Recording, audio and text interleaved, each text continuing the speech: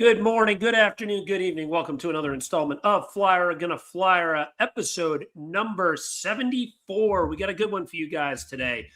This week's episode, we're going to be going over, as always, last week's games. Flyers, decent week. I think they went 2-1 again. Yes, I think Eric predicted. I think he went 3 for 3 on the games, actually, now that I think about it. He lost to Utah and won to Toronto and Pittsburgh. So, yeah, 3 for 3 week for Eric on that.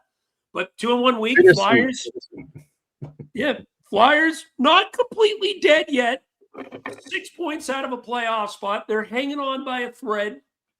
They're on life support. Every time we think the plug's going to get pulled, the heartbeat just keeps going. But anyway, we're going to go over last week's games. The deadline is coming past. Not quite as active as we thought it was, but there was one pretty significant move. We'll go over that and the rest of the deals that happened. We're also going to go over what our current confidence level in Danny Briere is at this moment after the trade deadline. Has it gotten higher? Has it gotten lower? Is it the same? And where do we see this leading into the summer potentially? And then, as always, we'll finish it up with last week's games.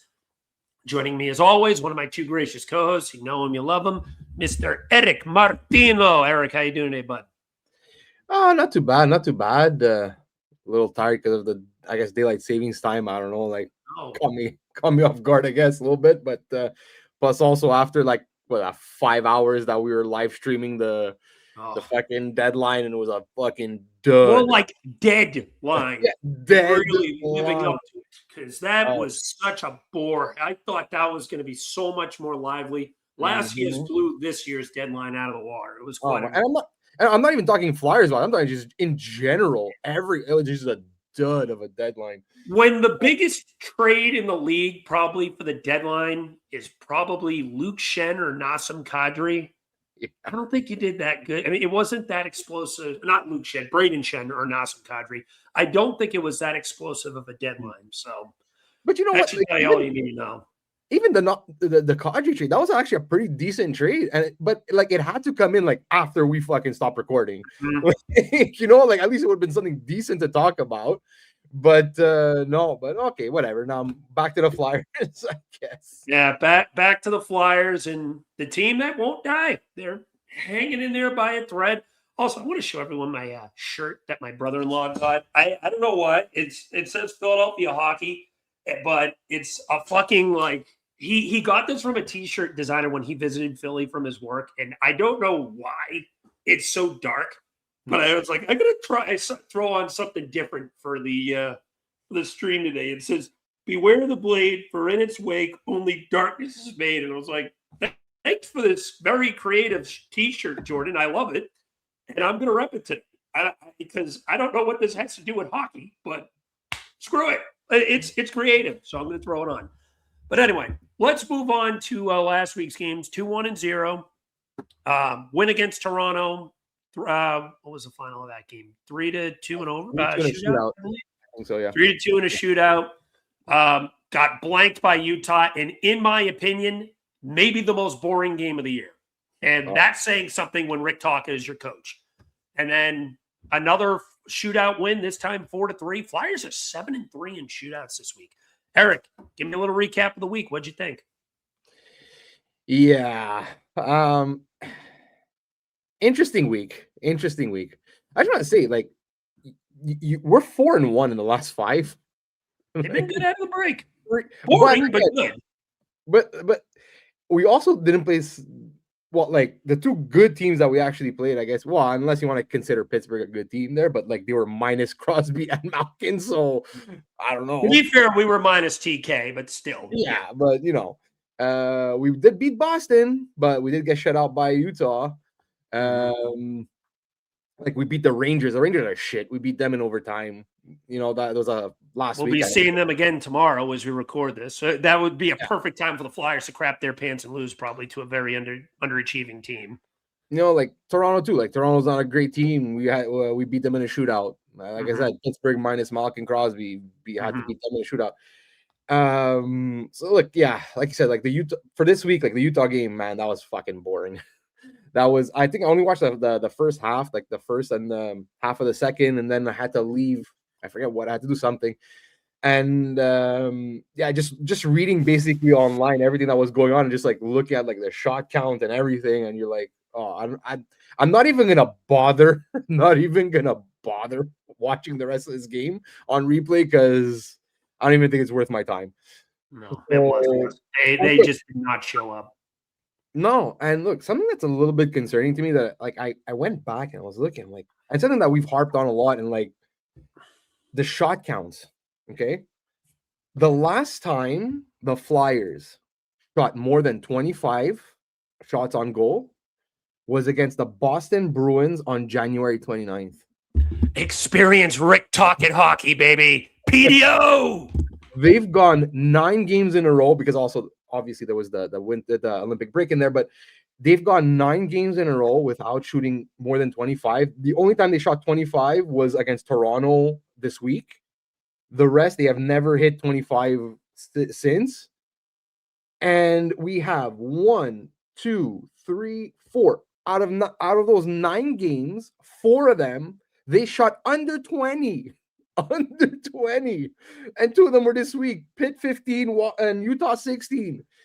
Like, guys, if we want to score, we gotta shoot. Like, I'm sorry, it's basic math. The more you shoot, the more likely you will to score. So yeah, look, that's a really bad trend that I just picked up on. Also, like this week, after 8 straight games without allowing a power play goal against, we allowed 3 straight this week, 1 in every game. So that's a little bit of a concern, but we did take quite a few penalties this week, especially last game. We took, like, I think 5 last game. Power play 1 for 8 on the week. I don't know. I'm completely lost for like ideas. They now look like Mishkov was on power play 1 this week, obviously because of Konechny missed all 3 games. Mm-hmm. So, but even at that, like, they just look lost. I don't know. Like, we've gone through what, like 3 power play coaches now. Like with the guy we have now, I always forget how to pronounce his name. And what's it, Rocky Thompson and the human disaster. Yeah, and then even like the year before that, Rocky Thompson, we were still like dead last. So, and it's weird, right? Because we do have the personnel. Like, we have Zegers, we have Mishkov, we have guys that, like, that could do something on the power play. But just for whatever reason, I just don't understand. So I don't know. They should just try like something a little bit different. That's a big concern. Zegers at center last game, that was a positive. I'll give them that. Like, I've mentioned this before. Like, we need to know. Like, I don't care if like you don't think he's a center, but like we need to know for sure. Like, going into this offseason, we need to know definitively, can he be a center? Because and that's one thing also I'm going to mention. Also, again, happened this week in Briere's press conference, and I even put it out on Twitter there when he said, "Well, he's looked better on wing than at center this year." Well, like, fuck, before last game, I think he only played like 5 games at center. How can you know for sure that he's been better at wing than at center if you only played him there like 5 games? Like, literally 5 games. So it's like, come on, man. We need to find out. We need to know. Give him just play. What the fuck do we have to lose? Honestly, in all honesty, what do we have to lose? Just put him at center for the rest of the year. Like, does it really matter at this point? So that was a positive last game. Alex Bump for his goal. Happy for him. That was awesome. I almost actually threw a few bucks on it, but I decided to hold off. And it would have been very happy to see that to cash out. But good on the kid for sure. And he looked good. You know what? I'll be honest. That line in general with him and Grabenkin and Dvorak actually looked pretty decent. Mishkov at right wing, him and Barkey seem to have some chemistry. Yes. I remember there was even a like early on in when they got called up Barkey. I think there was 1 game or 2 games where they did play a bit together, and I did notice there was a bit of chemistry between them, but then Tocchet switched up the lines. But yeah, no, like, it looks like them two have like some real nice chemistry. It sucks that they're kind of both on the smaller side, so it's like, but like if you could put actually a decent center between them, like, I don't know what Cates is there now, but whatever. Like, I guess he'll pick up the heavy lifting defensively. So Maybe it's not so bad, but yeah, no, those are my takes from this week. I'm going to piggyback off a little bit. You mentioned the shot total. Yes, that is an issue. And what is really coming out to me is something we talked about earlier in the year, how poorly they're coming out of the gate offensively. Oh. Remember that episode we did on first period struggles, bro? This has been the key thing. They cannot fucking find their offensive game out of the gate. I did tweets in each of the last couple games.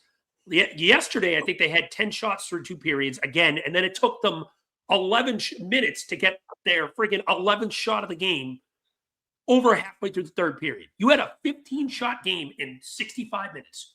But the thing is, they are just not getting any shots on net early in the game. The game yesterday against Pittsburgh, for example, they had 1 shot on net through 17 minutes. They're lucky it went in. Mind you, they did take 2 shots away. One was a glove save on Zegras, and I guess that was going wide. So they took that away. I think the hockey statistic makers are kind of forcing it with this, but still, the point remains they're not getting a high volume because they only would have had 3 if they didn't take the shots away, number 1. And number 2, they just seem content with the over-reliance on dump and chase, as we've said multiple times on the show. I'm not going to keep beating the dead horse, but you've got to mix it up a little bit. You've got to get out of this stagnant, boring play. The Utah game was the most boring game of the year. And that's saying something with Rick talking as your head coach, as I just stated earlier. You need to find a way to bring a little more excitement. That Pittsburgh game, for the first 2 periods, I actually enjoyed. It was still low event, but there was actually a few goals going in. There was a little bit of offensive flair. You know, Michkov was making some beautiful passes to Barkey in that game. I think the second one he made after the goal, I think it was probably late in the 2nd period. I don't remember if it was on a power play or not. But Michkov hit a fucking just beautiful pass on the board, finding Barkey probably was like 4 feet in front of the net and just missed it, a goal on the left side. I don't remember if Skinner got a piece of it or not. But I'm like, how the fuck did he say that? That's the Michkov we saw last year. And what do you know? He's doing that on the right. I agree with you, Eric. Him and Barkey seem like they have some instant chemistry. Keep those two together. Now, I'm curious to see what they do when Konechny comes back and how these lines are a little jumbulated, because hopefully they keep Michkov on the right, but we'll see what happens there. Hopefully Michkov stays on power play 1, but I don't expect it. When Konechny comes back, they'll probably regress him right back to 2. But then again, Bobby Brink's gone now too, so that'll be an interesting thing to see, because Brink was on power play 1 and he's been traded. We'll go over that in a little while. So that's going to be something interesting to watch. Alex Bump, great debut. I thought he fit right in, and it was good on Tocchet to give him some time in overtime as well. I thought not even the goal he scored. He just seemed like he didn't seem nervous. He fit right in with the team. Him, Grabankin, and Dvorak, as you mentioned, seemed some instant chemistry. I liked what I saw there. Funny statistic I put on Twitter too, and this thing blew up. It was more of a troll, but Alex Bump had more goals in the 25 minutes of game time with a goalie in the net than Sean Couturier has in the last 33 games. Like, oh my God, that's embarrassing. But anyway, good on Bump. Nice debut from him. Zegras and Tippett on that first goal in the Pittsburgh game. I'm good to see Zegras get a little bit of confidence there. He'd been in a little bit of a cold drought. He picks up his 51st point of the year. I think he'll push probably about 65 points this year. I don't know if he'll quite hit 70, because that little cold spell he did hit kind of may have held him back a little bit. I think happy to see him get some time at center. I agree with you, Eric, as we've mentioned plenty of times on the show. I think they need to give him more time there, but I don't know how long it's going to stick. Danny's presser the other day after the trade deadline was a little telling when he's rolling off the wingers, and Zegras was one of the names that did come up. So I do have unfortunate feeling that this will probably just be another test until Konechny's ready and they run him back in the hybrid spot. Michkov's minutes were good this week. This is what we're asking. So all 3 games, he saw over 16 minutes. That Toronto game, he got 18 and a half. Mind you, that game went to overtime, but still good. Play the kid more. We're not asking for 20 minutes. 16, 17, 18-minute range is where he should be right now. And that was good. I'm happy to see that. Again, mind you, 2 of the 3 games went to overtime. In the 3rd game, they were playing from behind, so they kind of had to put him out there. So we'll see what happens when the games are closer. But good to see that. I did notice in the third period, they were starting to put him back on the left when that game was tied. And I'm like, oh my God, here we go. They're over-reliance on him trying to play more defensive. And I'm like, come on, man, play this kid on the right. Don't play for overtime. You need to try to prevent Pittsburgh from getting a point if you want to keep your false aspirations of getting into the playoffs. That didn't happen, but I noticed that in the third period, he was getting more shifts on the left, it felt like. Going back to that Toronto game a little bit too, that kid's dead. Holy shit. Toronto's packed it in. They've quit. Yeah. They fucking quit. And I don't think – so this is something I want Flyers fans to watch the rest of the year. The Toronto Maple Leafs ending in the top 5 somehow or getting a top 5 pick would be massive for Philadelphia. A lot of fans don't realize this. But if the Toronto Maple Leafs end up in the top 5 this year due to their trade with Brandon Carlo with the Boston Bruins, the Flyers pick next year is a unprotected first rounder. And let me explain why. If that happens, the Leafs will pick this year. Then the 2027 pick is stated originally as top 10 protected. However, if the Flyers end up if the Toronto Maple Leafs end up in the top 10, they have to make the selection of giving that pick to either the Flyers or the Bruins to fulfill the trade obligations of one of those two, because they cannot keep pushing that pick back to 2029 because the trade was made in 2025. So because of that, the Toronto Maple Leafs would have to give that first-round pick to the team of their choice, the Flyers or the Bruins. They're not giving it to Boston. We know that. I wouldn't think how so. much the Bruins have violated that organization over the last decade plus, you have a better chance of a fucking comet landing on us as we speak than them giving that pick to the Boston Bruins. So that pick pretty much becomes an unprotected 2027 first for us if those things were to happen. So keep an eye on that, Flyers fans. I posted on Twitter a few times the breakdown of how that works. So keep an eye on that. Now, anyway, back to this week. Positives for the week. I like what I saw from the Michkov-Barkey combo, as I mentioned. And Bump kind of fit in well. Tippett potting his 20th goal of the year. 4th time he's done that in his career. Hopefully he can keep it up to build a little bit of trade value for the offseason. I like to see him crack over 25. So good on him. Vladar, 2 out of the 3 games he was good. I will say yesterday, I do think he had a rare rough game. 2 out of 3 of those goals, I feel like he could have stopped, especially that second one. But, he settled in, was good in the shootout. He gets a massive pass because he's been great all year. So I'll give him a break on that. But did have a little bit of a shaky game yesterday against Pittsburgh. Just figured I'd point that out. Power play continues to be an issue. PK had a rough week. I think they have a lot of power play goal now in 4 straight games. So that's something to keep an eye on after they were on a nice hot streak. It's really about it. Hopefully we see more of Michkov staying on the right and building his confidence. 3 points in 4 or 5 games since he's come back from the break. 5 games, I think. He had that 2-goal game against the Rangers. He had a nice assist yesterday. Could have had another assist a few times. Like I said, the Barkey pass that didn't get tapped in. The overtime possibility with him, Zegras, and Drysdale. Finally, we got to see that on the ice, mind you. Finally. Those 3 on the ice together is probably the most skill you'll have on this team at one time. I want to see Michkov, Zegras, Drysdale together on the ice in 3-on-3 as much as possible, because there is magic to be had with those 3 on the ice. That was great to see. If that puck didn't hit Drysdale's skate, he has a tap-in goal, and that would have ended in overtime.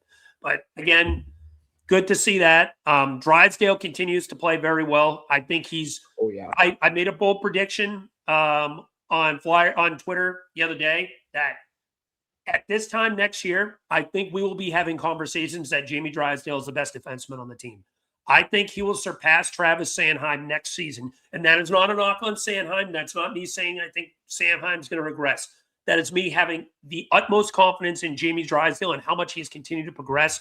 He is going to be the best defenseman on this team, and I think he maxes out as a high-end 2D when he's all said and done.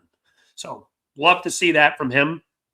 I expect Urson to start Monday because he hasn't started in a minute.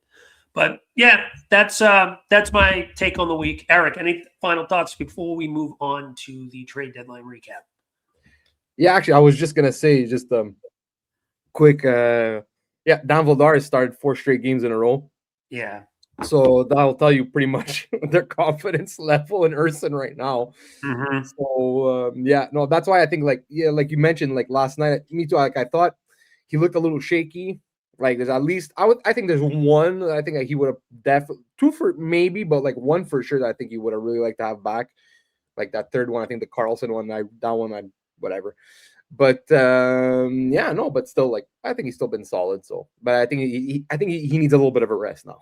Yeah, I agree. Don't run him into the ground. I No. think you started seeing some cracks yesterday from him being overworked.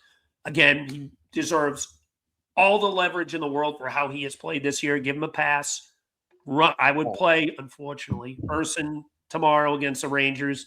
Give him that opportunity to rest. You got a West Coast road trip coming up next week, week after technically. So you're going to need him healthy for that. Yeah. But and I just want to say just one more thing, like really fast. Like the San Jose Sharks re-signed Alex Nedeljkovic, and he's someone I would have really liked the Flyers to sign in the offseason to back up Vladar. Mm-hmm. But whatever, it's okay. I could see Alex Lyon being in a Flyers uniform next year. I think he only signed a 1-year deal, correct? No, I think he has another year. Is it 2? I thought it was only 1. But you know who's a UFA? Stuart Skinner. No. You know what? I've said this about Stuart Skinner on Pucking Around. Mm-hmm. I wouldn't rely on Skinner to be my starter, but in a tandem or as a backup, I would take Stuart Skinner. And look what he's doing in Pittsburgh. He's been better there, I will say. I just worry about he is so inconsistent. I mean, he's better than what we have as a backup, but would he take a backup role is the thing. I think he would. He's started for a cup team in Edmonton back-to-back years, and he completely shut down the Dallas Stars both of those years getting there. Mm-hmm. So I think he probably would want to sign with a team that he can try to be talked into as a starter still. But we'll see. Maybe you could talk him into a tandem, but I don't know. I think Vladar is your starter next year. Maybe like a 1 year, like raise your value type deal, maybe there's still stink around you. So if you take a 1 year to be a tandem or more like a backup and raise your numbers and then see what happens, Yeah, agreed. All right. So with that being said, let us move on to our next point. Not yesterday. Friday was the trade deadline. It's now been 2 days since. And as we stated before at the beginning of the show, it was pretty meek as a whole. Like there wasn't too much action. Braden Shem was traded to the Isles. Obviously, the Nassim Kadri reuniting in Colorado. There was a few other decent moves that happened out there. But the Flyers made a few moves. One semi-significant move and then 2 pretty lesser moves. We'll start with the big one. I won't say big one, but big-ish one. Yeah, I think that's probably a better term for this. Bobby Brink was traded to the Minnesota Wild in exchange for David Jiricek, 1-for-1. Jiricek was the 6th overall pick in the 2022 draft by the Columbus Blue Jackets. This is already his 3rd team, so that is a little telling. But he is someone, me personally, I was very interested in 2022. I actually, at the time, wanted him over Cutter Gauthier. Unfortunately, that is looking like the wrong analysis from, at that time, at least from a player development perspective. But, he is definitely looking like a project. He was sent to Minnesota from Columbus for a haul, a 1st, 2nd, 3rd, and 4th round pick. And then we just had to trade Bobby Brink. So I do like the value acquisition of Danny Briere here. That was a good add-in. You needed to get you got yourself a good right shot defenseman who, if slotted in today, is probably the best power play quarterback you have. He did have a goal with the Phantoms yesterday. He also had a moment where he fell over himself and allowed a goal too. So he kind of got the best of both worlds with the kid. Yeah, that happens. But with that being said, Eric, let me start with you. Actually, before I do go into that, I just want to remind everyone too, Jamey will try to come here today. I forgot to mention this at the beginning of the show. He's dealing with some family stuff right now. He may or may not join in, but if we do get Jamey to come on, we'll pull him in when he does get here. But anyway, with that being said, Eric, what did you think of that trade? Man, I love this trade. Like, I'm sorry, I love this trade. I see almost no, well, like, I can't say I see almost no downside, but like, look, at the end of the day, the Flyers needed to shed a winger. Like, we all knew this. Like, there's an abundance of wingers on this team, and especially like we got quite a few right shots also. So, like, look, everyone knew Bobby Brink was getting traded at one point or another. Like, sorry, like, he's odd man out. Look, I really like Bobby Brink as a player. I really love everything that he's done the last couple of years to get himself to where he is now. But for me, at the end of the day, Bobby Brink was always gonna be like a third line winger. Like, I never really saw the second, like, true. Like, he could play on the second line in a pinch. Like, I'm not saying he can't do it, but I always see him like around like a maybe like top out of 45 points, maybe. Like, and look, great player, like, really good player. But look, again, at the end of the day, we needed to shed a winger. Now, was like, if you would have got a pick for the guy, like, was someone going to give you a first round pick for Bobby Brink? No. I don't think so. You most probably were going to get a second round pick. That's probably his market value was a second round pick. You know what the percentage of second round picks that actually make the NHL? And especially like if let's say it was Minnesota, it was going to be a lower second. So like around 55 to like 64, like around there, and that percentage drops even higher when you're down, it's almost not even 10%. So like, do I want to gamble on like a 10% chance that this kid that I drafted in the second round, or do I get a guy that was drafted 6th overall that, in my opinion, like, look, the skating is a major issue. The skating is an issue. And now he's what? I think he's 22 now. So like, his skating hasn't improved that much. But at the same time, defensemen take a lot longer to develop. Like, that's why you see like a lot of defensemen at 24, 25, that's when they start like hitting their strides. Yeah. It's just the way it is. So if he can work on his skating for another couple of years, look at Brink. When he fixed his skating like 2 years ago, like not this season before is when he really fixed his skating. And he was like, that's it, 22, 23, 24 years old. Yep. So, I think I think he can still improve. And like, worst case, like one of the, if even Jiricek, let's say, ends up being like a decent number 4, honestly, the equivalent of like, okay, a good third liner or a decent 4, like, okay. And at the end of the day, like, we addressed a need. This guy could possibly quarterback your power play. He's got a bomb of a shot. And that's one thing that the Flyers have been saying. Oh, we need a guy up top that's going to scare people with his shot so that, so teams are going to have to start cheating. So, you know what? Like, for me, that just makes the risk, like, the guy could completely bust and like, okay, we lost Bobby Brink for nothing. But you know what? All the people that keep on saying, oh, we got to take swings. We got to take these swings. We got to stop being safe. Take swings. This is a swing. This is a swing. So look, there is a possibility. I'm not saying there isn't, and there is a possibility it blows up in our face. But you know what? To risk a guy that I think is going to be like max a third line forward for a guy that could potentially, if he hits, could even be like a top line defenseman, a top pairing guy. I take this chance every day. So now we have like, if everybody pops or everybody actually plays decent, we got Drysdale, we have Jiricek, and we have Bonk on our right side. That's all young, solid right side. If these guys can hit at least, close to their potential. So no, man, like, honestly, like, I love this trade. I love it. I'm 100% with you. Honestly, I called it a home run deal by Danny, and I stand by with that. I think the biggest thing about this is getting the value. As I stated, kid's a former 6th overall pick. You only had to give up Bobby Brink, who was out the door anyway. You have 80 bajillion wingers. There was going to be a point where he was going to be gone. And as you mentioned, Eric, you're not getting a first for him. So the next best thing is to go get a reclamation project. And look at Trevor Zegras, for example. They traded a 2nd, 4th, and Brian Paling to bring him along last year. And look at how well he's played. He's going to have over a 60-point season as long as he stays healthy. Great year. I mean, great trade there. Getting the value. Danny's already talking about extending him. He said that on 97.5 today. Actually, yesterday. So he will be here for quite some time. You hit a home run on that. And you know what? The Flyers have a history of not only working on their skating issues, but reviving defensemen's careers. Let's start with the skating. You mentioned Bobby Brink, guy who was talked about not having good skating ability.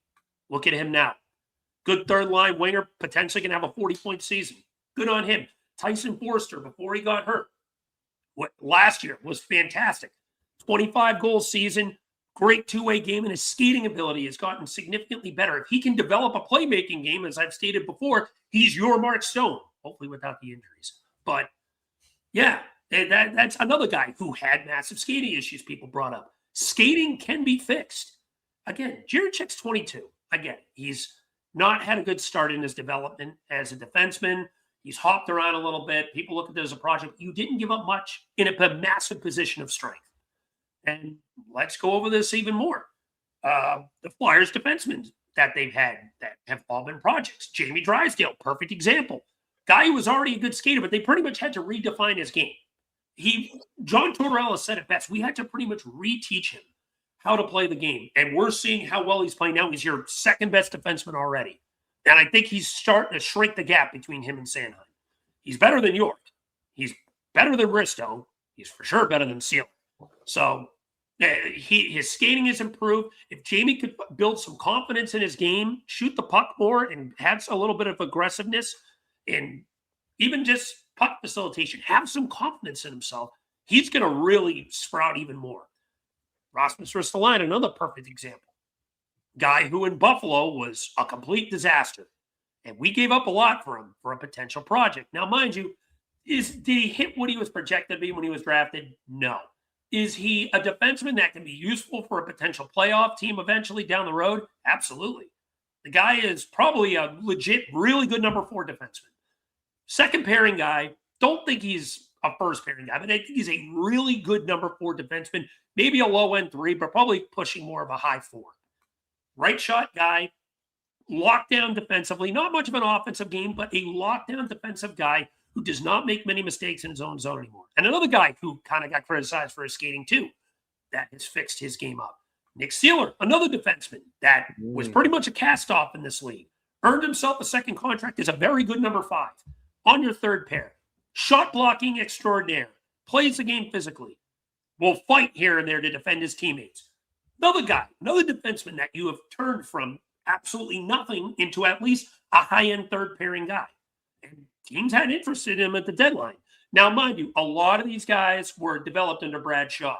But I don't mind how Todd Reardon has done. I think he's been a good defensive coach. The PK has been respectable.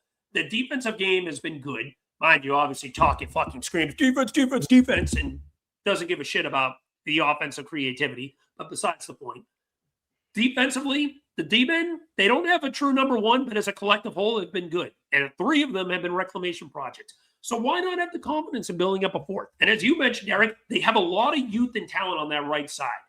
Jamey Drysdale, Oliver Bonk, David Jiricek. That is a good 3 young defensemen for the future.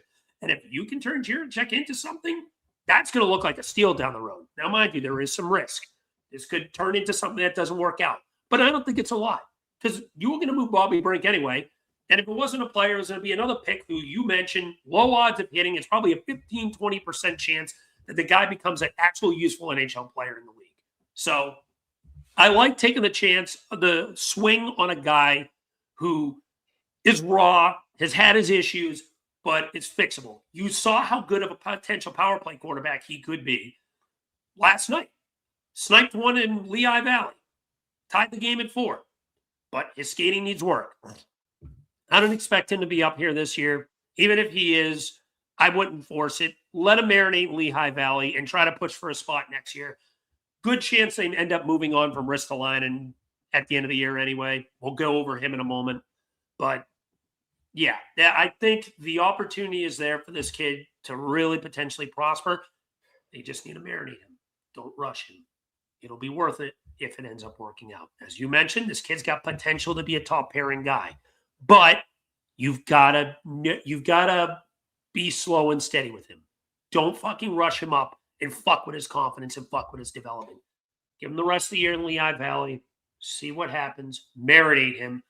Next year, when you're pushing for a roster spot and he's got a summer to work on his craft, we'll see what happens. And maybe you have something there. This could really be a move that could work out. Already worked out with Trevor Zegras. Maybe it works out with him too. Eric, anything else to add before we move to the lack of Risto trade? No, I think that's about it. All right. So Ristolainen, we were talking about this at the last week. Odds of him being moved. Prices were sky high. We saw Tyler Myers get moved for a second. Justin Falk at the end of the deadline get moved for a first and a third to Detroit. I'm trying to think of other defensemen that were moved up. They almost had that Colton Parayko trade, which would have been a first in Merca if it happened. It didn't because Parayko didn't want to waive. But the point is, prices were high on defensemen. But Risto didn't move despite all that. Mm-hmm. And the reports say Danny didn't get his price. It was kind of a little all over the place from the media. I don't know for sure how accurate everything was, but I do trust Elliot Friedman's word. Flyers were quote unquote originally looking for the Brandon Carlo deal, which would be a first, a prospect, and maybe another pick, which would be quite a lot for Rasmus Ristolainen. I don't know if he's worth all that. Me personally, I would have took just a first, but this move did not happen. So, Eric, let me start with you. What did you think of that? And I think reports did say that they didn't even get a first offer for him. So it's kind of contradicting, but we'll see. What I heard, I think it was Freeman that put this out there, if I'm not mistaken. It was one of the insiders for sure. Mm-hmm. That when Detroit basically had the choice between Falk and Risto. Yes, and I heard that. That was the package. It was a first and a third. So basically, Danny would have taken a first and a third for Risto, but that Detroit basically, because they were the only team left. Because look, Dallas made their move. Yeah. Buffalo ended up with Logan Stanley and Luke Shen. So everybody that was in that market for that right D made their move. So Detroit was the last one that was left. And they had to choose between Falk and Risto, and they chose Falk. So so from what I understand is that's it. That's the package that I went to Philly if Detroit would have chosen Risto, and basically that no one else was offering anything close to that. So look, at the end of the day, I don't mind holding on to Risto for the end of the season. I don't if all it was gonna get you was a set. If someone would be like, yeah, okay, I'll shoot you a second if you want. At that point, no. I wait. I'll wait. I don't care. I'll risk it.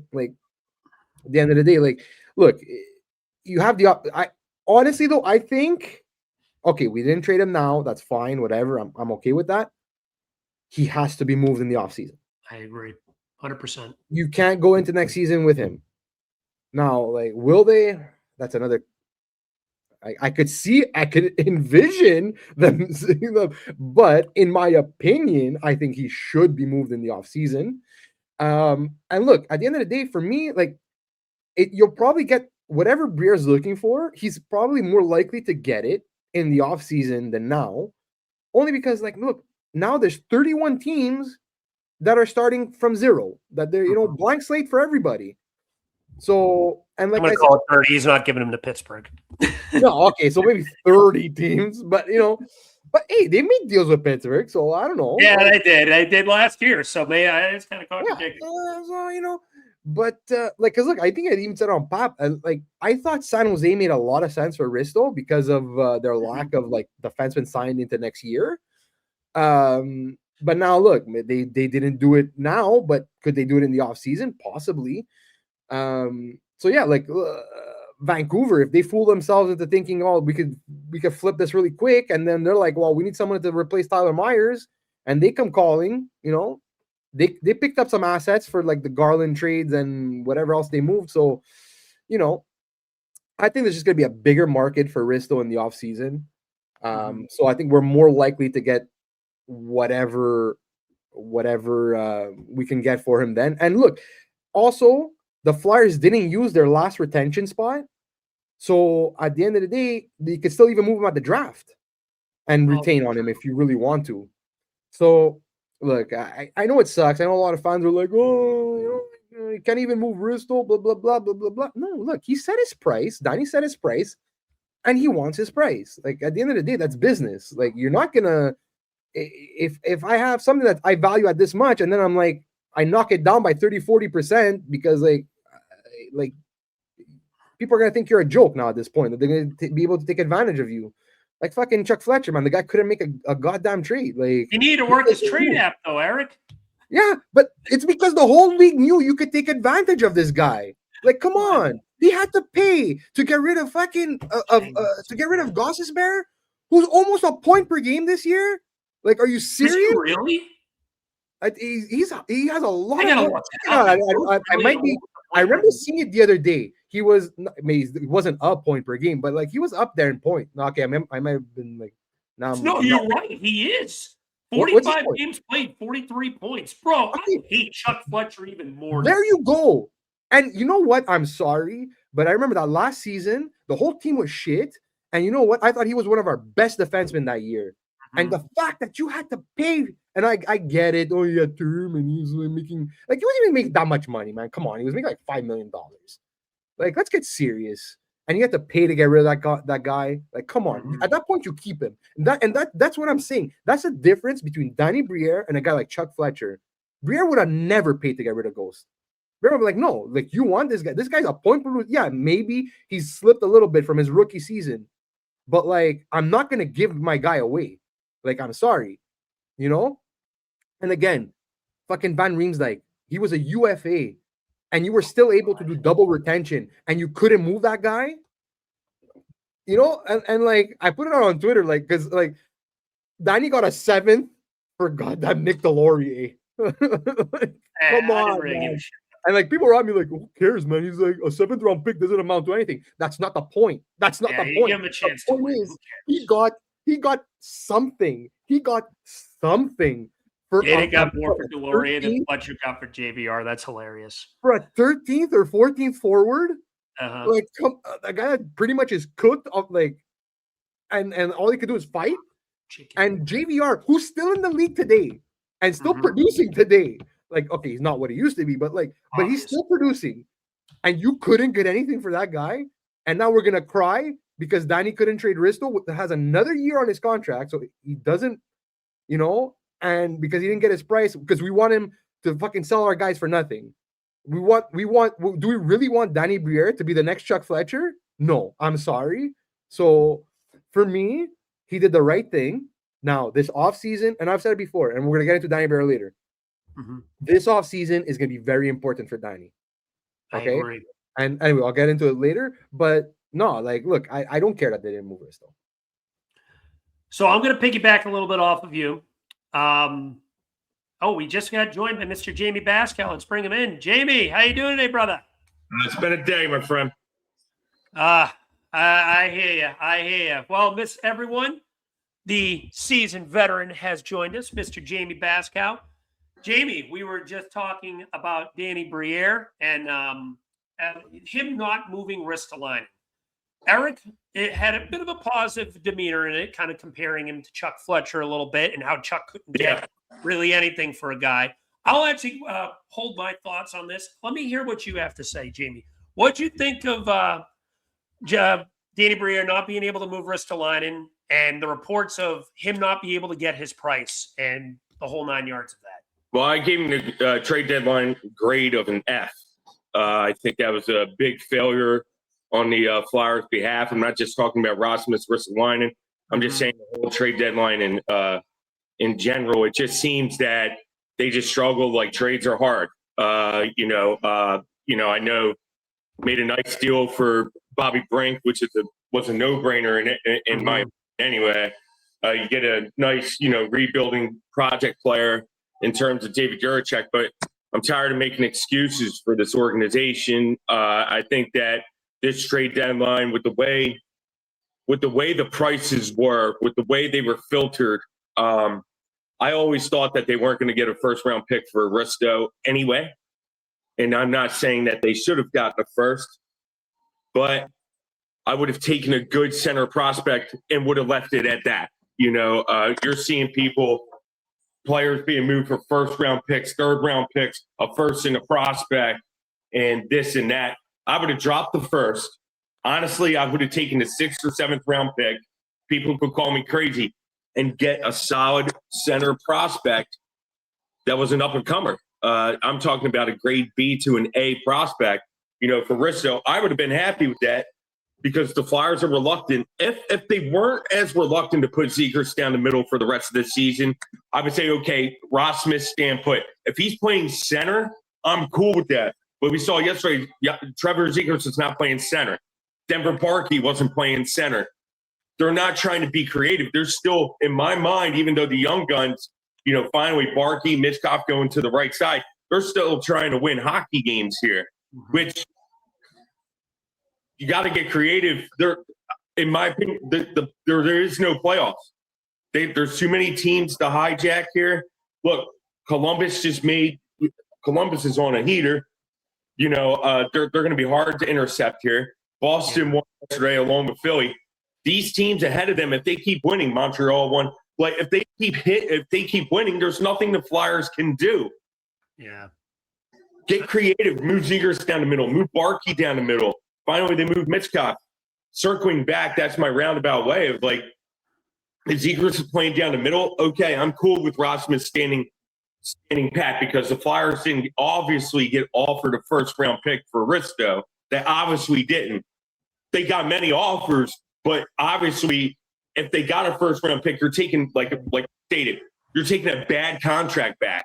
You're getting a Ryan Johansson. Do you want to go down that road again with the Sean Walker deal? More than likely not, right? You're going to get a player that's reluctant to move to the AHL, and you're going to have to be forced to keep him on your roster for the rest of the season.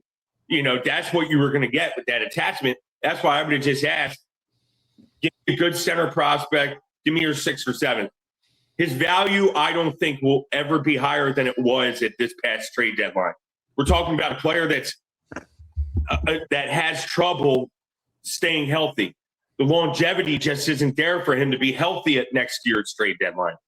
Cool on the surface, yes. Okay, next year, he's healthy, we get this, we get that. Yeah, okay, you may get what you wanted this go-around, but you're also rolling the dice to where he may not be healthy at all. So what will that be? If he's hurt at next year's trade deadline or gets hurt mid-season, around there, you're done. You don't get nothing for him. Mm-hmm. So, I'm not saying cut ties. He's obviously a good player. I don't know. I guess if I would have had a better outlook at next season on how it's progressing, maybe I would have been more comfortable to just stand pat. But again, I don't know. That's why I gave him a grade of an F. I'm not going to sugarcoat things. And I'm not saying I don't like Jiricek. I do. The Flyers were high on him in his draft year. That's made evident. I'm actually surprised when he was placed on waivers. What was it, like 2 years ago or a year ago or something of that nature? I'm surprised the Flyers didn't offer a clean for him. Jiricek was placed on waivers? I thought maybe I'm wrong. Maybe I'm mistaken. I don't recall that. He's too young. He's too young to have waivers. This is his third NHL team. So he got traded. He got traded to Minnesota. Waivers aspect, but I would have moved for him maybe earlier. You were high on him. Teams were obviously shopping for Jiricek. I don't know. Maybe I would have made a play for him earlier. Put him under Brad Shaw. And Todd Reardon, I think, is doing a solid job here. With what he's done with Jamey Drysdale and stuff. But so I have high hopes for Jiricek. High hopes bet needs to be tempered, knowing that he still has 2 or 3 years before you're going to see him obviously really be an NHL mainstay here, I think. But I think that not moving Risto was a big blunder, especially when you had that many teams inquire. Obviously, okay, we could go off of what Danny said. They weren't selling him. Yeah, you're right. You weren't selling any player. You wanted teams to come get you, you know what I mean? Which is great. And I appreciate what Danny Briere, with him saying that, hey, we're not selling any of our guys. People come to us, stuff like that. Okay. But you still had some offers for the services of Rasmus Ristolainen, and he didn't want to say what they were. Cool. I'm fine with that. Prospect in the 6th or 7th round pick, I would have been happy with. Gotcha. So I'm kind of a mixed bag with this. I'm kind of like right in between both of you. I was upset they didn't move Risto, but if they didn't get their price or they were getting lowball offers, I understand not moving him right now. I'm not moving him for a third round pick or something stupid like that personally, but you do need to make sure you do capitalize on the asset. Jamey, before you came in, Eric was pretty adamant about trying to move him in the offseason, and I think I'm in a major agreement there. I don't think he should be on this roster next year. I think he needs to be part of a trade this offseason one way or another. Yeah. And a big thing with that is he needs to stay healthy the rest of the year. He can't have an injury late in the year like last year where he, what was it, his tricep, I think he fucked up, or his bicep? Tricep led to a 5-6 month injury before he came back in late November, early December, something like that. You can't have that this year. Yeah, I think so. This is adamant. This is risky. Now, if he stays healthy and you're in a position where he can build a little bit, and maybe potentially at least keep his value the same, I think there is a trade to be made this offseason. Yeah. I don't think he's a guy that will be here on this team next year. And this will kind of lead into my point in a little bit about summer of 2026 with Danny Briere's confidence level. I'll go over that in a little bit. But he needs to be part of the moves that are made this offseason. Because if he's on this roster, one of your prospects is not going to be on this team, whether it's Bonk or Jiricek. Mind you, maybe Jiricek just need a little more seasoning in the NHL. But even if that is the case, I would prefer to have maybe a lower-end 3D that can easily just move out of the slot when a guy like him is ready. Same with Oliver Bonk. Maybe he's not ready either.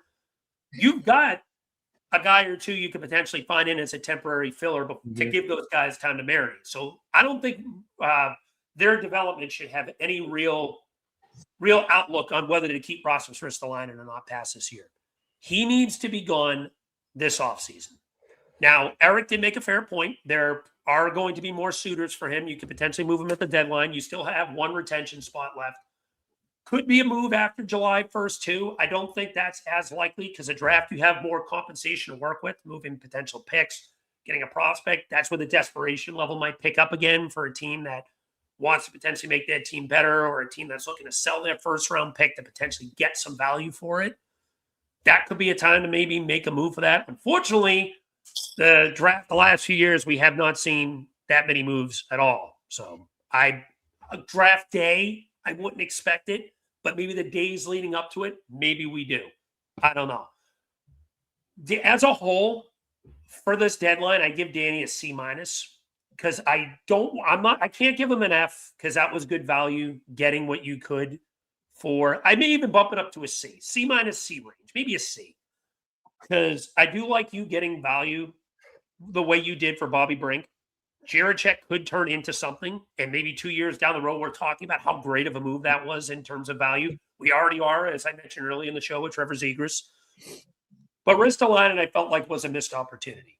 Now, maybe we kind of have had conflicting reports. You, Eric, mentioned the fact that they were choosing between Falk and Risto in Detroit.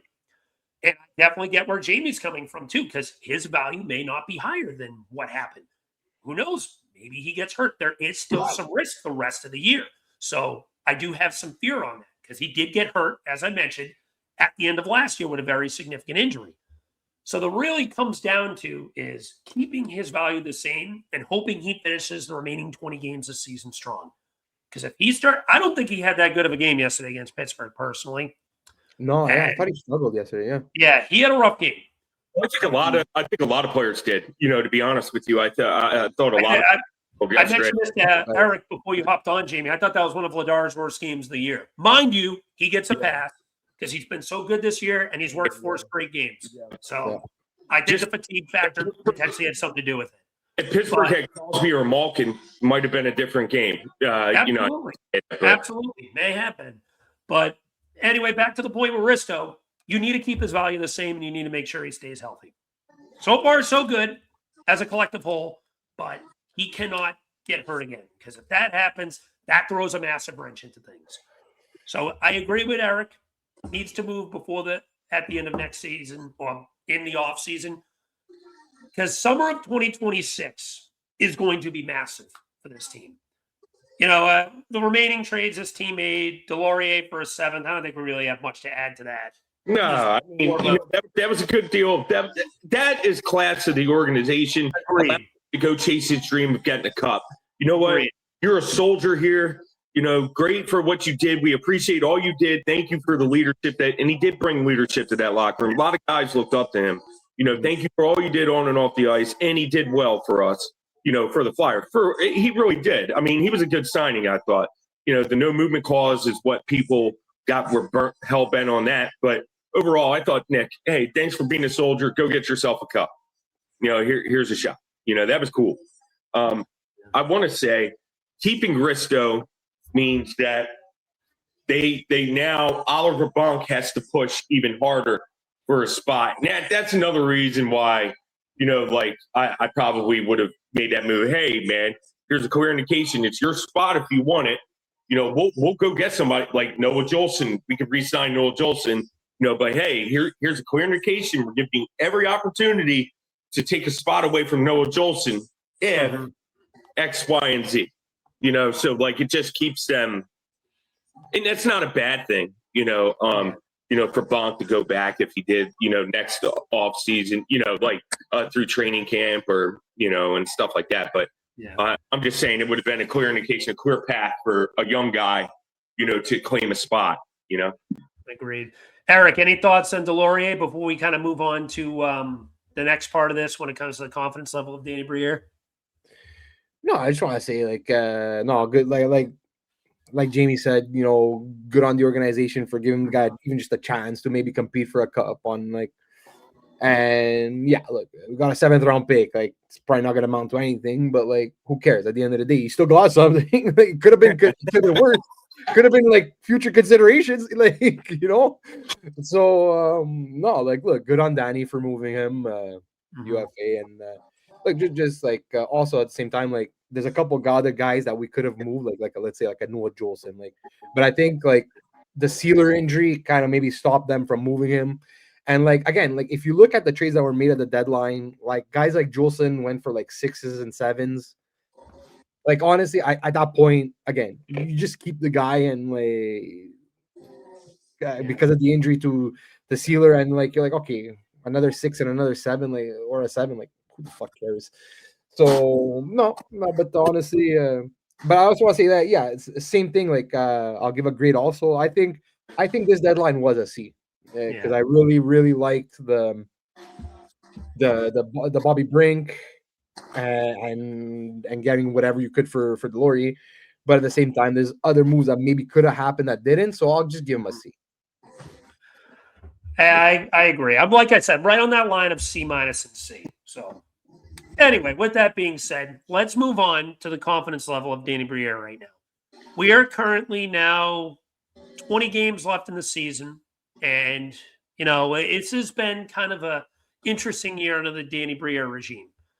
I think we can all agree he did a pretty damn good job his first 2 years in collecting assets, making moves, adding on to this team's pipeline. I think he had an A deadline last year, where this year, not so much. We had the questions of the Dvorak signing, the hiring of Talkett just as a whole.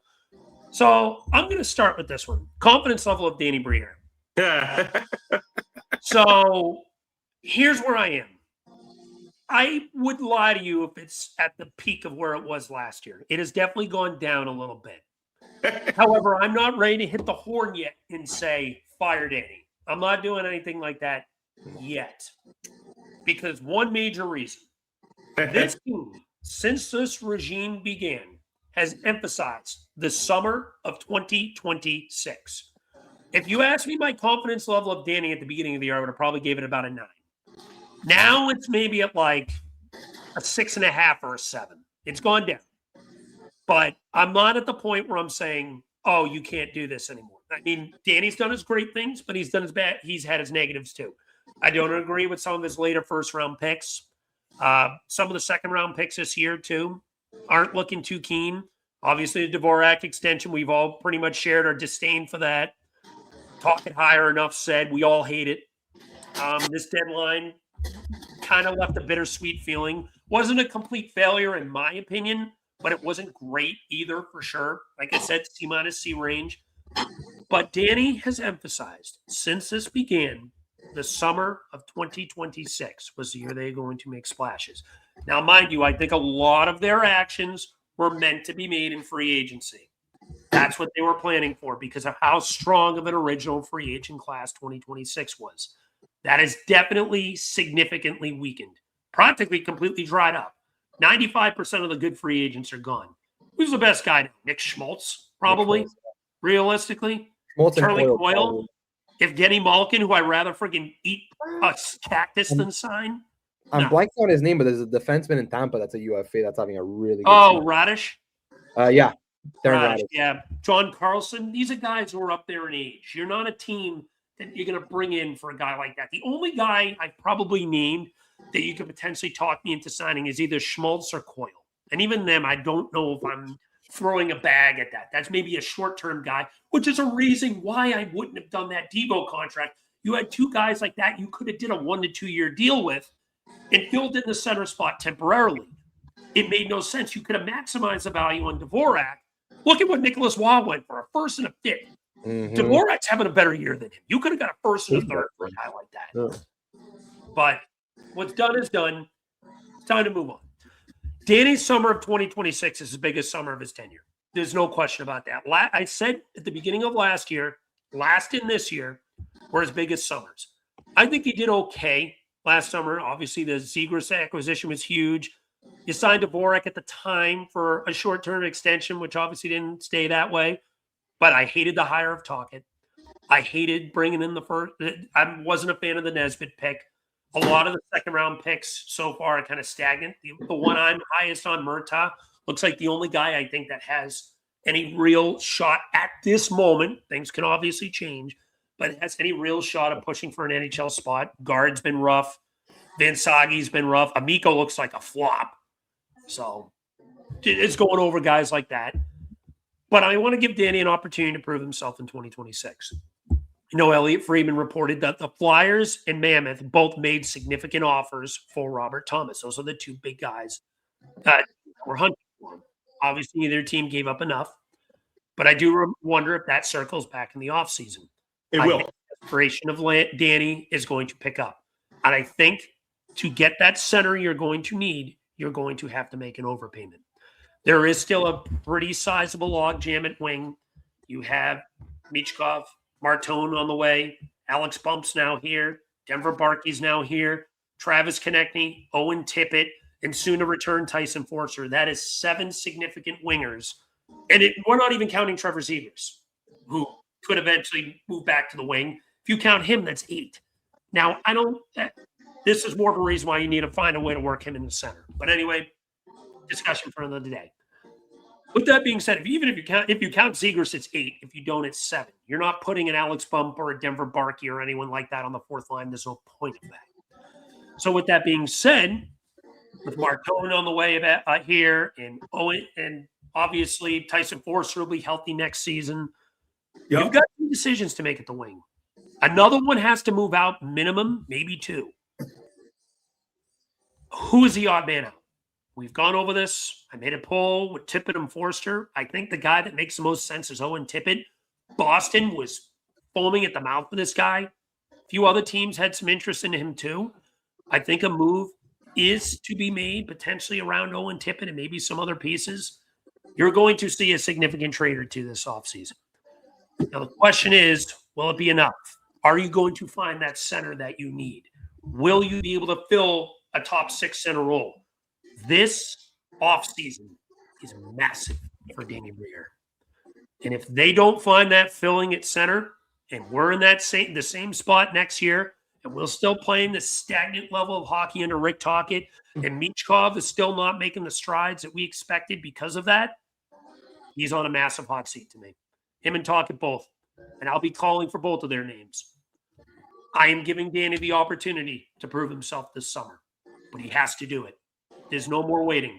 2026 is a year that you guys in this group has pressed down our throat that this is the year you have to take a significant step. This team has to be bare minimum a 90-plus point team next year with positive strides offensively, adding a center, and getting a backup goalie. Those are your big things that you need to do this offseason. If they are done, I will change my tune on Danny. He gets more time, and I'm happy with what I got. I think he's going to make these splashes because the fan base isn't stupid. We know what you've been pushing to us the last 3 years. The time to strike is now. You have draft compensation. You have prospects to move. You have a Luchenko to move, or a Nesbitt to move, or maybe or a Ristolainen to move. I don't know how high other organizations see these guys, or obviously, in Tippett, there are pieces. You have 2 first-round picks next year. Maybe you can talk a team into Toronto pick if that pick ends up top 5 for Toronto, as I mentioned earlier in the show. In retrospect, that becomes an unprotected first-round pick next year if Toronto picks in the top 5 because of the perspective that the deal they have with Boston. So, looking into the big picture of this, Danny's got to make some moves. You can't have a quiet offseason because if we're in the same spot, I'm screaming for it. I will scream for both of them to be fired. And it will be time for a new group to take over this team. But from what I've seen with Danny, I don't think they're going to do that. I remember what he said at the end of last offseason. He said he was beginning the transition period of adding. And I believe that. We saw it a little bit last year with Zegras and Dvorak and Vladar. I think all 3 of their big acquisitions last year have been good pieces. But you can't stop that. 2026 is even bigger. We need an even bigger ad than Trevor Zegras this offseason. Yeah. It's time to strike. And that's where I stand with Danny Briere. My confidence level on him is at about a 7. It was a 9 at the beginning of the year. Show me you can get it back to a 9 or even a 10. Show me the money. Show me the money. Eric, how about you? Where do you stand? Look, I still have confidence in Danny Briere. Honestly, I think other than his drafting, I think the draft is where I think he scores the lowest for me. Again, like even me, but it's hard with draft picks because like you don't really know until like maybe like 5 years after. Mm-hmm. And that's the issue because we could scream as much as we want. Oh, why the hell did you pick Nesbitt there? You traded an extra first, and then. But then if this ends up being like a Keith Primo type player, and you're like, oh shit, like oh my god, like like you don't know. That's the problem is that you don't know right now in the moment. Yeah, it might seem like terrible, but like again, you don't know. So like look. That's why I give him the lowest because I know like a lot of the things like the Matthew Gard and the Amico pick, like when they happened and we talked about it on our show, like I didn't like those picks. I thought there were better options there. Mm-hmm. So look, drafting is where I'm going to give him probably the lowest grade. But again, it's because it's like almost like an incomplete because I don't know what these guys will end up being. So. But then, like, you look at everything he's done in free agency, even on like a rebuilding team, and you're like, okay, like he signed Paley into like a really nice contract, and then ended up flipping him and like to become Zegras, and like little picks that he's made, getting an extra second here, a third there, and then packaging those with other things that he's had. Like, I have to say for like the UFAs and for trading, like he's been very creative. He's been very like. Let's get a third team involved and we'll do this. And then it's like, okay, well, I want my first. So, okay, I don't mind. I'll take back this contract. We'll do this, this, and this, and I'll get what I want, And basically him holding out for his prices and then eventually actually getting them. So for that, I'm very high on Briere and like he's done a lot of really good things. Like I said, the only negatives, like let's say like this year, like the talk it higher. I didn't like it either. Like, I'm not 100% sure, and I've said this before. I'm not 100% sure that was Danny's hire. We all agree on that, I think. But again, at the same time, like you're the GM. No, I don't know if he actually had the final say, but whatever. Okay, I'm not going to give him a pass because he was still involved in the decision. So whatever. The Dvorak one, again, I understand. I understand why. But for me, it was when they did it was way too fucking early. They should have never signed them that early. it seemed to me like a panic move, seeing everything that was happening, like watching all the centers get re-signed. Like, so it's like, oh shit, what do we do? But again, that for me also, it's impacted by Tocchet also with his refusal to play Zegras at center.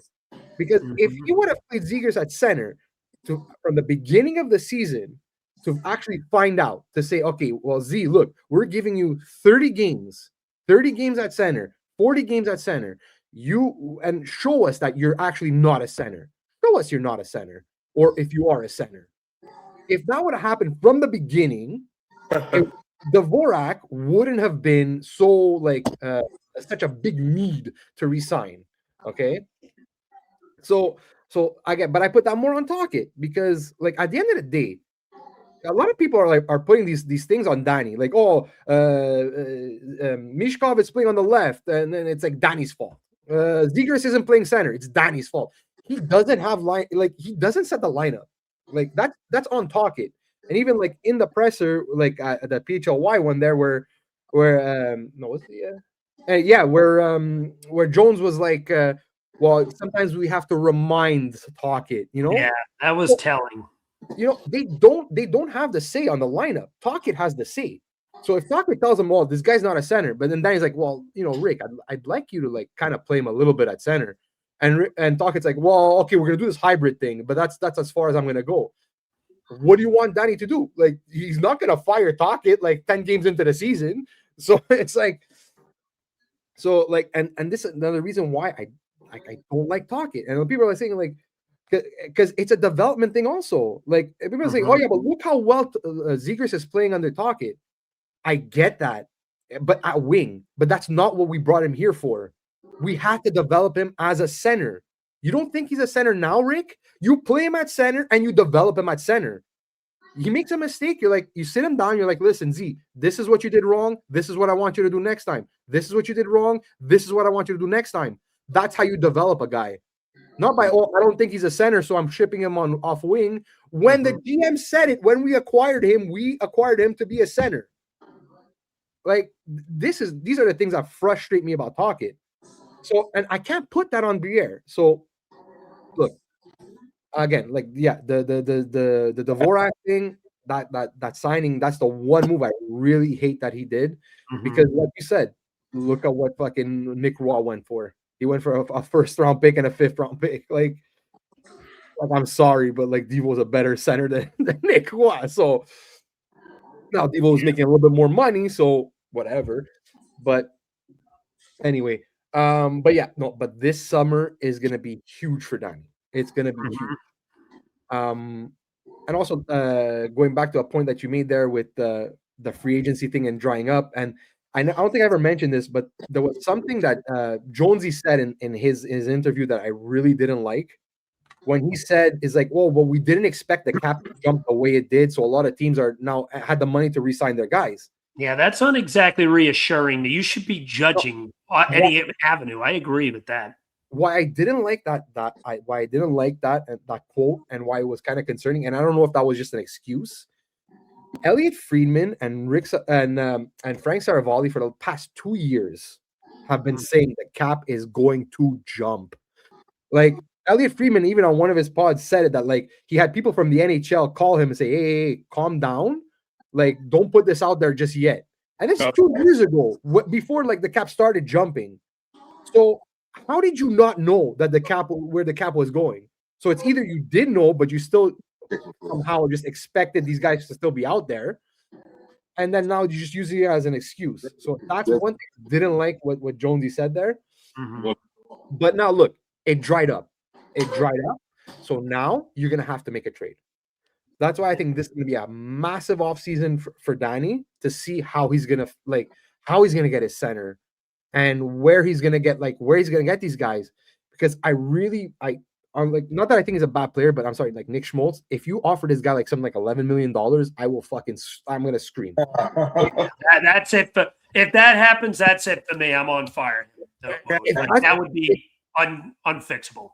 Again, I don't think Nick Schmaltz is a bad player. I don't. But you're saying you want to go young and whatever, and this guy's like, what? You think he's 30 or 31 right now? And if you're going to invest like a lot of money, a lot of time into a guy that old and a guy that's not even that great, like he's good, like he's good. He's a good 2C. Yeah, he's a really good 2C. So I want to see, like, before I really make a big judgment on Danny Briere, I want to see what happens in the offseason. I want to see what's going to happen at the draft. Because right now, like I said, there's really one and a half things that he did that I don't like: the Devo signing and the Tocchet hire. Other than that, honestly, and the drafting a little bit. Other than that, I think he's done a really good job. So I'm still confident. I'm 7.5. I would say if on 10, I'm about right now. I'm at 7.5 on Danny. Gotcha. So I'm at 6.5/7. Eric's at 7.5. Jamey, ball's in your court. Where do you see your confidence level in Danny Briere right now? 8.5. I think he's a very good GM. I do. I think he's a very good GM. Standing pat, I think, shows the other GMs, even with the F at the trade deadline, I get it. It shows that, hey, I'm not going to budge. You can't be a rollover in that league. You know what I mean? But I don't agree with the Devo re-signing. That's what led to my F as well, because of all the prices that we're going. But it is what it is. You know what? I'm past the trade deadline. It's time to move forward. I really believe that there is a major deal coming for the Flyers. Whether that be Robert Thomas, whether it's probably somebody we don't even know. But I'm saying there's a major deal that's going to be had. If you look at Danny Briere and the way he's operated, he operates more in trades than he does free agency. Very rare does he go after this high-priced free agent. Now they've never had money to go after a high-priced free agent. I get that. But there's not many very good free agents available. So how do you obtain that player? You have a deal that's already in the works. Laying groundwork for a trade was made at the trade deadline. I firmly believe it. And that's why the gun wasn't pressed. I'm serious about this. There was a major trade. Now, with that being said, do I think he's made some dumb moves? The Devo re-signing.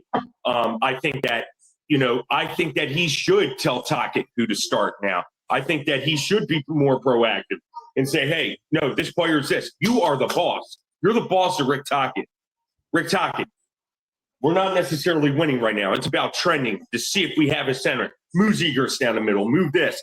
That's where my price drops. My value for Danny Briere drops. Because I don't think he's acted that way. And that's what gets on my nerves the most. So all the other points that you and Eric, I agree with. But I still give him an 8.5. I'm very confident. I like how ballsy he is. I like him standing firm and saying, yo, no, this is my price. You're coming to me. Or not even asking. You're coming to me. I like that. Time will tell. I agree. You know what, Jamey, that is a fair point. He's a guy that wants his price. He's not someone that is willing to move off of it. He's stern and he's subjective. And if you don't meet what he wants, now, mind you, it might bite him in the butt eventually. But at the same time, he doesn't want to get fleeced. So I can respect that. I just want to make one point. Flyers fans, let's be a little patient. And I hate to say the patient word again, but this is the first time in like a bazillion years the Flyers actually have a ton of cap space, coming into the offseason. Over 40 million. Coming off the books. Now some other, Bobby Brink's off the books. You don't have to worry about him as an RFA, you know what I mean, and stuff like that, and paying Bobby Brink, money that he's going to want. They don't have to worry about that anymore. Now you have tons of money. Let's see what he can do. This is the first regime that's had a lot of money since Textall. Let's see what he can do. Or since Chuck Fletcher. The Flyers. So Fletcher. The Flyers are currently projected just under $40.7 million this offseason. So you're absolutely right. They have the money to make moves. And the RFAs they have to sign are Trevor Zegras. He'll get a chunk of that. Nikita Grabankin, Jamie Drysdale, Emil Andre, and Sam Merson. But I don't think they end up tenuring him. I think he ends up walking personally. Yeah, he's gone. Whatever with that. So realistically, you have 4 free agents. The money that they eat, I'm going to guess probably takes up maybe about 17, 18 million of that. I think Zegras gets around 8. Drysdale gets about 6. And maybe Grabankin and Andre get about 2 each, something like that, more or less. Just throwing ballpark numbers. So you'll probably still have about 22 million, give or take, to work with. And that's not counting any other potential guys they might want to move. If they move an Owen Tippett, for example, who has a $6.2 million cap hit and a massive deal, or Rasmus Ristolainen was a $5.1 million cap hit. That's going to open up some space too. So it's going to be interesting to watch. Cap is not an issue this offseason. They have a lot of flexibility to spend some money. It's going to be interesting to see where things go from there. Eric, Jamey, any final thoughts before we move on to next week's games? No, but just quick. Also, like one last thing on Danny and Jamey was saying with the fan frustration. Like, I get it. I understand. Like, it's been 12 years. Fans, it feels like it's like we've been rebuilding for 12 years. Mm-hmm. But it's like it really sucks because, like, in my opinion, like this is why I really didn't like Chuck Fletcher more than I didn't like Hextall, is because I think even as bad as Hextall was, he left Chuck Fletcher in a pretty decent spot. And then I feel like Chuck Fletcher just fucked everything up, which after necessitated another rebuild or retool, whatever you want. So like, I get it. I get the frustration. I get it's like, but you got to give Danny time, man. You have to give him time. He's doing whatever he can. And I honestly, I see this thing ending up in a positive direction. So, but again, this summer is going to be big. This summer is going to be a major factor in my continued trust in Danny. So we'll see. We'll see how it goes. This is it. In my opinion, this is the biggest summer of his career here. So we'll see what happens. He deserves that, for me at least. He deserves that because this is what they've emphasized from day one. What they're going to do, how they're going to do it, that's his job to figure out. But if you can make it work somehow and make this team better and get some legit talent down the middle, get a legit backup goalie, work this team into a position to succeed next year, I'm all for it. But time will tell. Jamey, any final thoughts from you before we move on to next week's games? No, I just, like I said, just be patient, Flyers fans, with Danny. This is the first year. Scott Lawton's coming off the books. Kevin Hayes comes off the books, in terms of dead money. Let's see what they can do. That's another, that's about another $7 million there, of cap space, let's see what they can do. Give them a shot. Give them a shot to make a major deal. I really do believe a major deal is coming, Flyers fans. Trust me. And in terms of next games, I don't see them doing very well at all.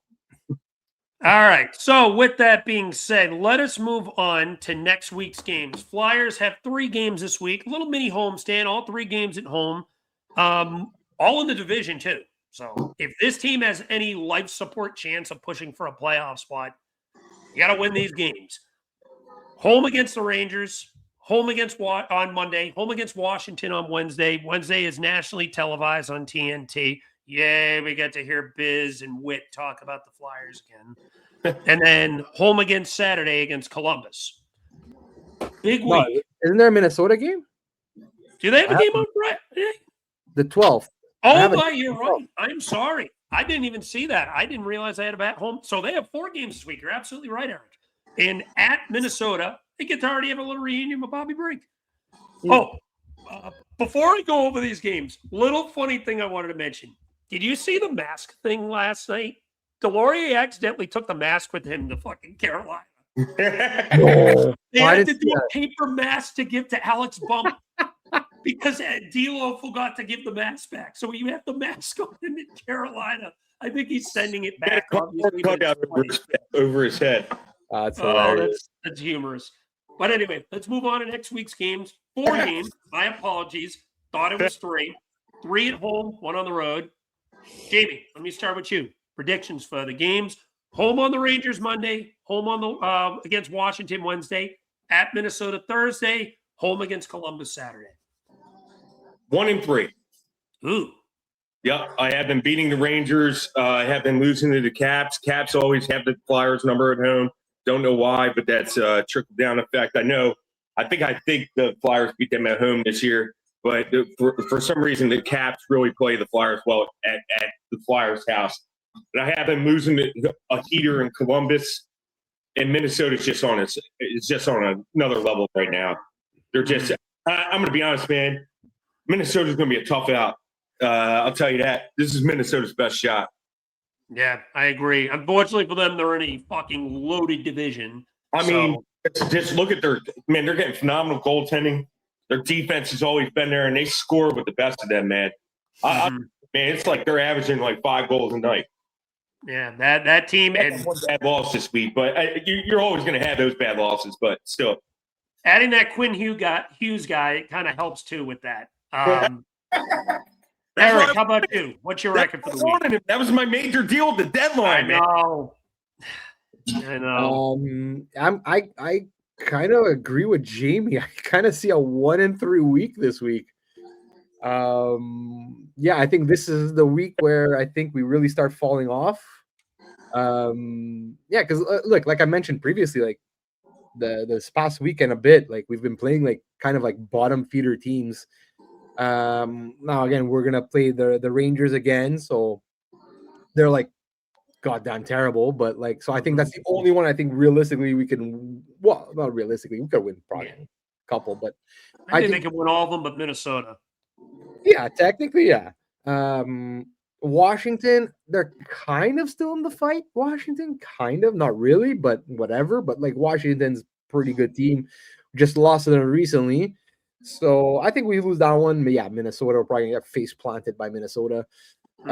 Columbus is in the fight, and they've been playing so well lately. So I think, I think we get crushed by Columbus also.